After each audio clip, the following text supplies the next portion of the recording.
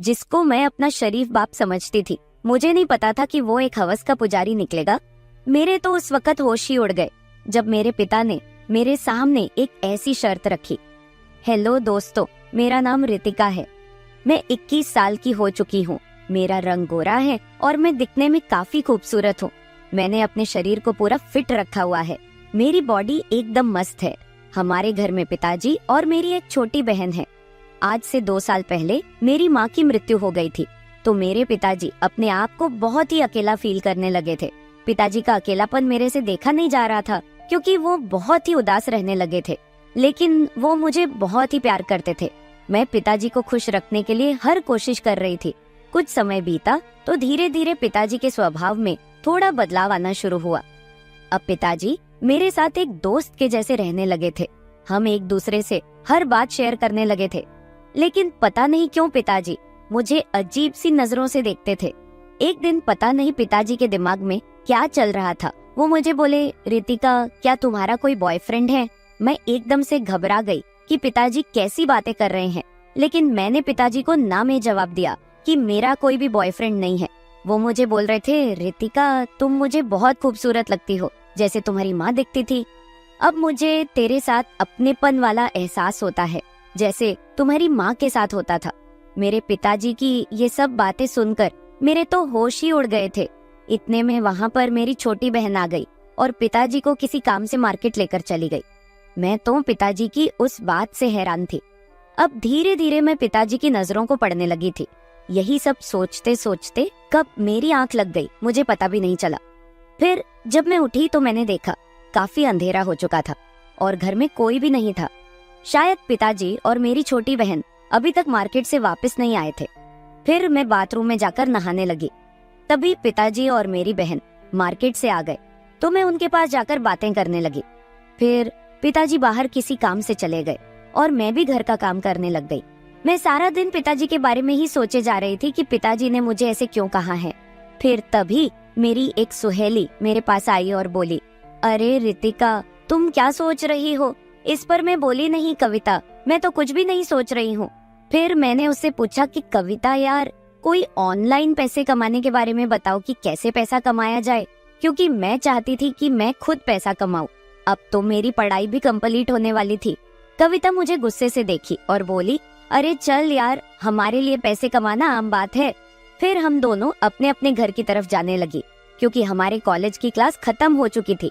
मेरी सहेली अपने घर की तरफ जा रही थी और मैं अपने घर की तरफ जा रही थी। तभी मैंने रास्ते में अपने पिताजी को देखा। उनको देखकर मैं तो एकदम से चौंक गई। पिताजी अपने साथ किसी औरत को लेकर घूम रहे थे और उनको शॉपिंग करवा रहे थे। बाद में मैंने उनको किसी होटल की तरफ जाते देखा।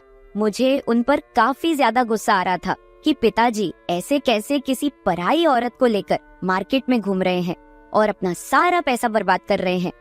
फिर मैं उसी गुस्से में घर चली आई और पापा के आने का इंतजार करने लगी।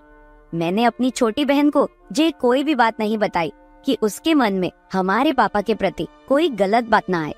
फिर शाम के समय जब पापा घर आए तो मैं उनके कमरे में गई और देखा तो वो टीवी देख रहे थे।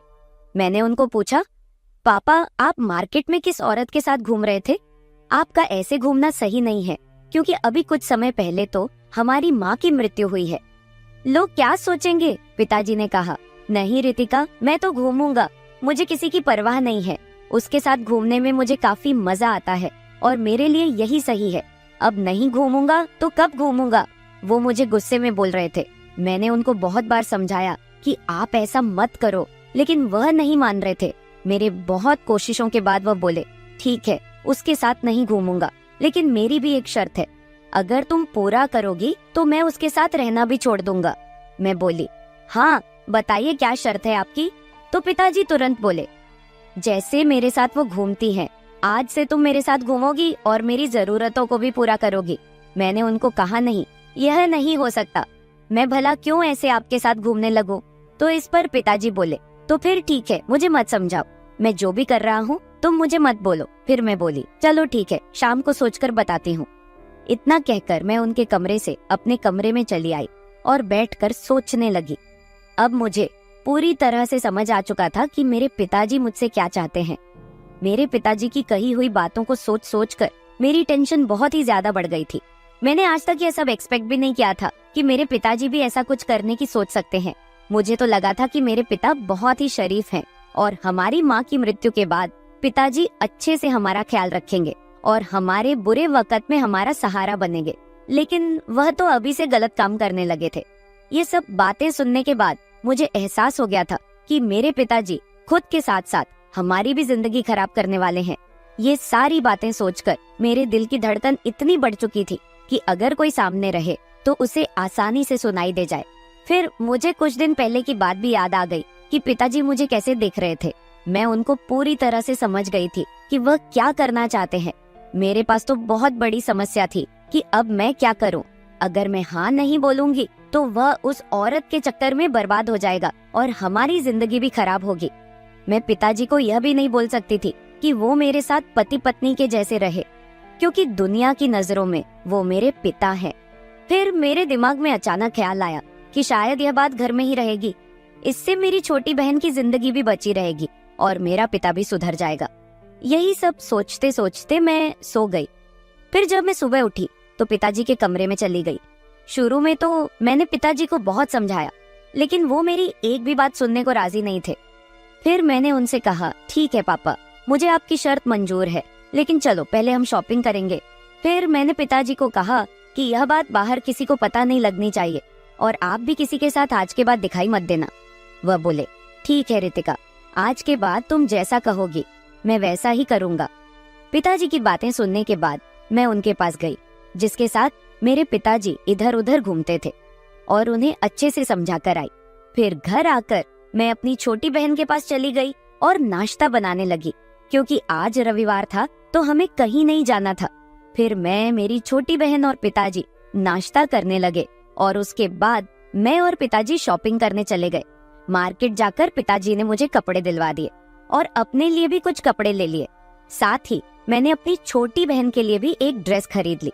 फिर शॉपिंग करके हम एक रेस्टोरेंट में गए और वहां से खाना खाकर घर चले आए। फिर शाम होते ही मेरे पिताजी मुझसे कहने लगे, चलो अब अपनी शर्त पूरा करो। तो फिर मैं भी शर्त के मुताबिक अपना काम करने लगी और पिताजी के सारे कामों का ध्यान रखने लगी। उसी दिन के बाद से मैं पिताजी के साथ एकदम पति पत्नी की तरह रहने लगी। मैं पिताजी का एकदम पति की तरह ध्यान रखती थी और वह भी मेरा एकदम पत्नी की तरह ध्यान रखते थे। उसके बाद हमारी जिंदगी में जो होना था वह हो गया।